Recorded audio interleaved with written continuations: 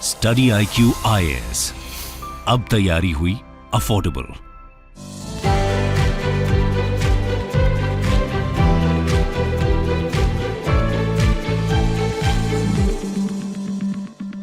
नमस्कार दोस्तों, I don't know आप में से कितने लोगों ने कॉमनवेल्थ गेम्स को फॉलो किया था, लेकिन मैंने तो लगभग हर एक गेम जहां पर भारत पार्टिसिपेट कर रहा था उसको देखने की कोशिश की और बहुत मजा आया। और कल ये समाप्त हो चुका है, जैसा कि आपको पता होगा 28 जुलाई से लेकर 8 अगस्त तक जो बर्मिंघम है इंग्लैंड का, वहां पर ये होस्ट किया गया था।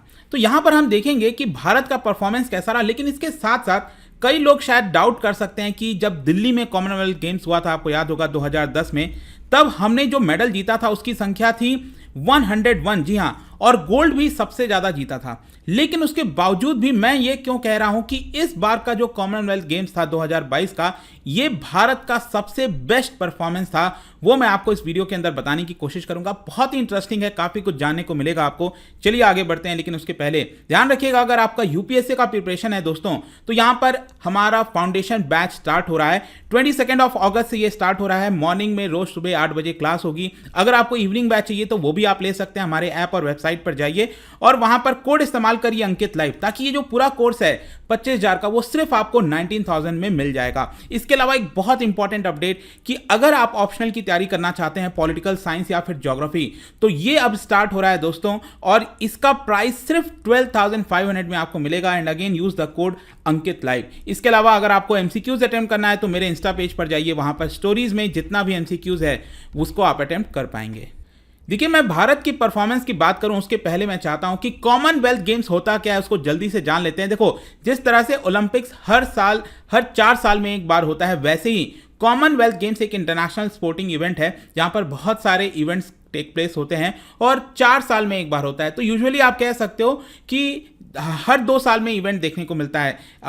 2 साल के बाद आपको पता है कि जैसे कि 2020 में होना था टोक्यो ओलंपिक्स, लेकिन वो 2021 में हुआ था। तो अगला जो ओलंपिक्स है वो 2024 में होगा पेरिस में। तो 2026 में अब हमें नेक्स्ट कॉमनवेल्थ गेम्स देखने को मिलेगा। मतलब हर 2-2 साल में हमें ये इंटरनेशनल इवेंट देखने को मिलता है। तो ओलंपिक्स भी 4 साल में होता है और कॉमनवेल्थ भी 4 साल में होता है।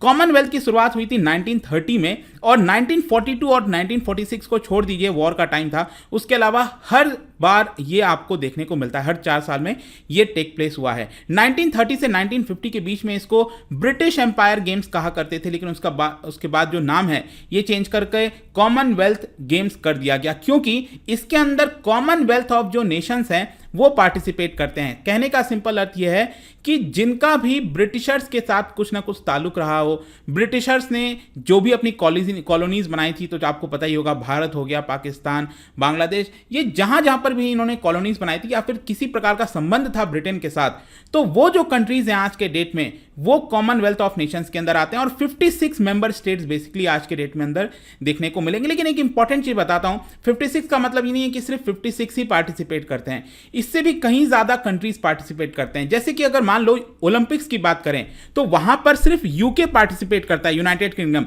जिसके अंदर इंग्लैंड, वेल्स, स्कॉटलैंड, ये सभी आ जाते हैं एक प्रकार से। लेकिन कॉमनवेल्थ में क्या होता है कि ये सब अलग अलग पार्टिसिपेट करते हैं। इंग्लैंड अलग पार्टिसिपेट करेगा, वेल्स अलग पार्टिसिपेट करता है, स्कॉटलैंड अलग पार्टिसिपेट करता है। इसकी वजह से जो संख्या है वो एक प्रकार से बढ़ जाती है। लेकिन ओलंपिक्स के अंदर ये सब मिलकर एक साथ जो है पार्टिसिपेट करते हैं। तो चलो, ये तो कॉमनवेल्थ गेम्स की बात हो गई, लेकिन अब हम देखते हैं एग्जैक्टली हुआ क्या है। देखो, भारत ने इस बार जो कॉमनवेल्थ गेम्स हुआ था 2022 का बर्मिंघम में, उसके अंदर 61 मेडल्स टोटल जीते हैं। मेडल टेबल में अगर आप देखोगे टैली में, तो ये 4th बेस्ट कंट्री इमर्ज हुआ है भारत। मैं आपको दिखाता हूं, यहां पर सबसे ज्यादा जो मेडल जीता गया है वो है ऑस्ट्रेलिया। और ध्यान रखिएगा, जो रैंकिंग डिसाइड की जाती है वो गोल्ड के हिसाब से डिसाइड की जाती है, टोटल नंबर से डिसाइड नहीं किया जाता है। तो यहां पर तो ऑस्ट्रेलिया तो वैसे चलो 178 टोटल नंबर में भी आ गया है, और गोल्ड यहां पर मेनली देखा जाता है सबसे ज्यादा किसका है। तो ऑस्ट्रेलिया के पास 67 गोल्ड, इंग्लैंड के पास 57 गोल्ड मिला, कनाडा को 26 और भारत को 22। वैसे मैं बता दूं कि भारत, अगर आपने फॉलो किया होगा गेम को, तो ये 7वें नंबर पर चल रहा था, हम पीछे थे थोड़ा सा स्कॉटलैंड से, न्यूजीलैंड से। लेकिन अचानक से जो लास्ट के 3-4 दिन थे उसमें भारत ने बहुत ही अच्छा परफॉर्म किया और यहाँ पर जितने भी फाइनल मैच थे हमने जीते। जैसे आखिरी जो डेट था कल जो मैं देख रहा था, इसमें टोटल 4 गोल्ड हमारे पास आ गए, तो 18 से ये 22 पर जंप हो गया और हम न्यूजीलैंड को भी पीछे छोड़ दिए। तो न्यूजीलैंड 5th नंबर पर आ गया, स्कॉटलैंड 5th नंबर पर 20 गोल्ड और स्कॉटलैंड को 13 गोल्ड मिला। तो ये रैंकिंग आपको इस हिसाब से देखने को मिलेगा। तो भारत का अगर मैं देखूं तो 22 गोल्ड मिला है, 16 सिल्वर मिला है और 23 ब्रॉन्ज मिला है। तो टोटल 61 जो मेडल्स हैं वो भारत को प्राप्त हुए हैं। लेकिन इससे भी ज़्यादा हमें समझना चाहिए कि कौन कौन से इवेंट में भारत को यहाँ पर जो मेडल्स है वो मिला है। देखो, एक तो मैं आपको बता दूं, सबसे पहला गोल्ड हमें जो मिला था कॉमनवेल्थ गेम्स में इस साल, वो था मीराबाई चानू के द्वारा और 49 केजी कैटेगरी में जो वेट लिफ्टिंग होती है उसके अंदर मिला। और जो आखिरी गोल्ड है वो टेबल टेनिस के अंदर शरद कमल ने हमें दिलाया था। लेकिन यहां पर अगर आप देखोगे, एक इंटरेस्टिंग चीज बताता हूं, सबसे ज्यादा गोल्ड कहां से आया? रेसलिंग से आया। रेसलिंग तो है ही है, फेवरेट है, भारत जब भी पार्टिसिपेट करता है तो हम यहां पर गोल्ड सिल्वर बहुत सारे मेडल्स लाते हैं। लेकिन चौंकाने वाली बात यह थी कि 12 प्लेयर्स ने पार्टिसिपेट किया था रेसलिंग के अंदर और 12 के 12 लोगों ने यहां पर जो है मेडल लेकर आए, भले ही वो ब्रॉन्ज हो या गोल्ड हो या फिर सिल्वर हो, लेकिन 12 के 12 ने जीता था। ये एक बहुत बड़ी बात है। लेकिन इसमें भी आप देख सकते हो टोटल 6 गोल्ड हमें मिला रेसलिंग में, 1 सिल्वर और 5 ब्रॉन्ज। इसके अलावा टेबल टेनिस में भी काफ़ी अच्छा परफॉर्म किया हमने, 4 गोल्ड आया। वेट लिफ्टिंग में भी अच्छा परफॉर्मेंस था, 3 आया। बॉक्सिंग में 3 आया। बैडमिंटन भी इस बार काफ़ी अच्छा रहा, 3 गोल्ड आया, 1 सिल्वर एंड 2 ब्रॉन्ज। और एथलेटिक्स तो पूछिए ही मत। देखो, एथलेटिक्स में भारत हमेशा से काफ़ी पीछे रहा है, लेकिन इस बार आप देखिए 1 गोल्ड आया, 4 सिल्वर और 3 ब्रॉन्ज। एक बहुत बड़ी बात है, लेट मी टेल यू, एक टर्निंग पॉइंट आप कह सकते हो भारत के एथलेटिक के इतिहास में, क्योंकि ये जो 1 गोल्ड आप देख रहे हो ये बेसिकली हमें मिला लॉन्ग जंप से। लॉन्ग जंप में तो हमें 1 गोल्ड और सिल्वर दोनों ही भारत के थे, लेकिन इसमें एक सिल्वर आया था दोस्तों। आई डोंट नो आप में से कितने लोगों को पता है, बट यहां पर एक इवेंट होता है स्टीपल चेज, ये मुझे बहुत ही पसंद आया था। स्टीपल चेज अगर आप देखोगे ना 3000 मीटर का, इसमें से केन्या ने हमेशा डोमिनेट किया। आप सोच के देखो, 1998, 2002, 2006 तीनों फर्स्ट 3 पोजीशन हमेशा यहां पर जो है केन्या को मिलता था। लेकिन इस बार भारत ने वो जो हैट्रिक थी उसके अंदर सेंध मार दिया और यहां पर तोड़ दिया।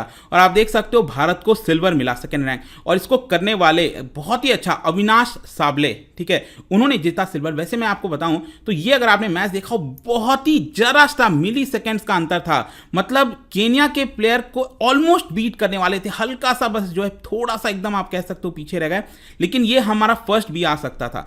गजब का यहां पर रेस था, आपको डेफिनेटली ये वाला रेस देखना चाहिए, मजा आ जाएगा। तो ये हमारा जो सिल्वर था ये बहुत ही इंपॉर्टेंट और अच्छा इवेंट मुझे लगा था।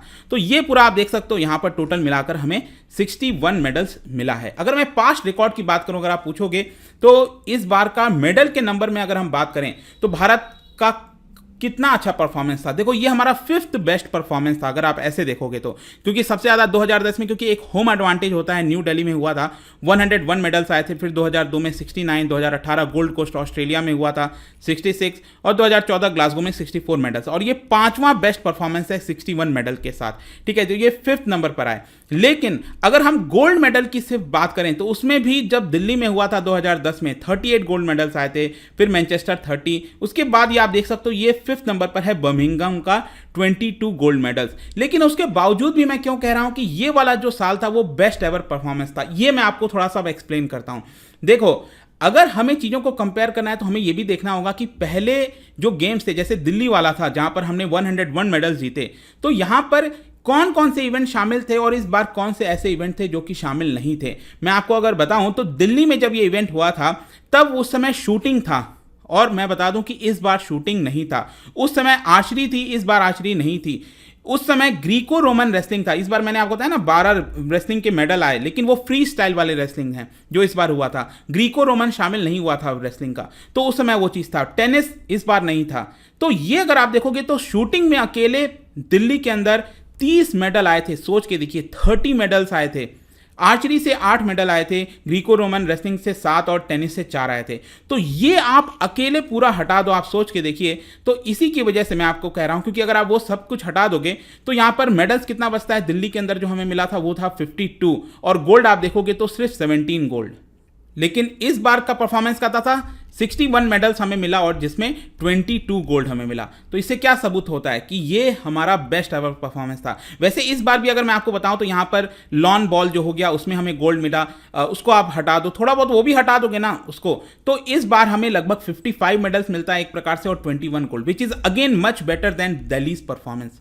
तो इसकी वजह से इनफैक्ट अगर आप 2018 में जो गोल्ड कोस्ट में हुआ था उस समय भी अगर आप जो इवेंट्स को इक्वलाइज कर दो तो गोल्ड कोस्ट वाले में हमें 50 मेडल्स मिला और 19 गोल्ड मिला। तो अगेन इस बार हमें 21 गोल्ड और टोटल 55 मेडल।